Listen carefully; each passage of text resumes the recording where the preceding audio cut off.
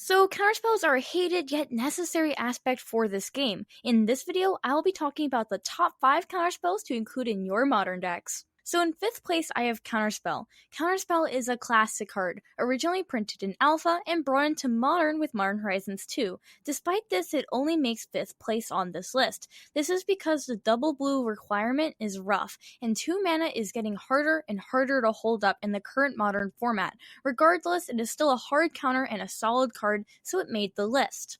In 4th place, I have Mystical Dispute. So right now, Mystical Dispute is good, but not great. Mystical Dispute is good versus Murktide and any other blue X decks, yet it isn't good at countering Crashing Footfalls or Living End in the Cascade decks. Don't get me wrong, the card is really good, it just isn't best suited for the current metagame. Also, whenever you see a Mystical Dispute in a deck list, it's always in the sideboard, unlike the rest of the cards on this list. And this is just because of the narrower applications, yet that means it isn't as good in the blind as your main deck counterspell. So in the 3rd slot, I have Archmage's Charm. Archmage's Charm is never dead since you can always use it as a divination. You can also use it to steal opposing threats. Even though it is a 3-mana counterspell, having the extra versatility makes it worth it. One issue is that it costs triple blue, making it difficult to run in 3 and 4 color decks, since you need at least 23 blue sources to consistently play it on turn 3. Yet if your deck is 1 or 2 colors and can run the 23 blue sources, this is a solid inclusion.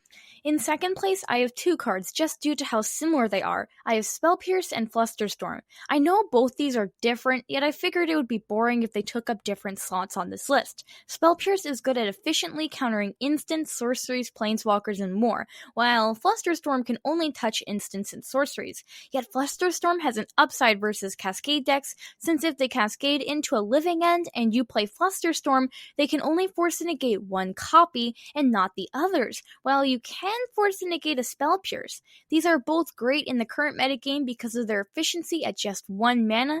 These can counter bolts, ephemerides, prismatic endings, leyline bindings, and so much more. Even Hammer Time runs copies of Spell Pierce, one of the fastest decks in the format. If you are in blue, these are some of the most solid counter options to run. Now, 1st place shouldn't be much of a surprise. It's Force of Negation. Although Force of Negation isn't good compared to the best free counter magic out there, it's Modern's Force of Will. Force of Negation is meant to be an answer to all the ridiculous combo decks out there, like Neoform. Force of Negation tends to be weak versus grindier games like Shadow, Jund, and Rakdos midrange, since you can really feel the 2-for-1. Also, exiling rather than countering can be really useful. Overall, Force of Negation is a tool to help us in the format becoming faster and faster. And for a while, it will remain one of the best counterspells for Modern. And with that said, thanks for watching, and I'll see you next time.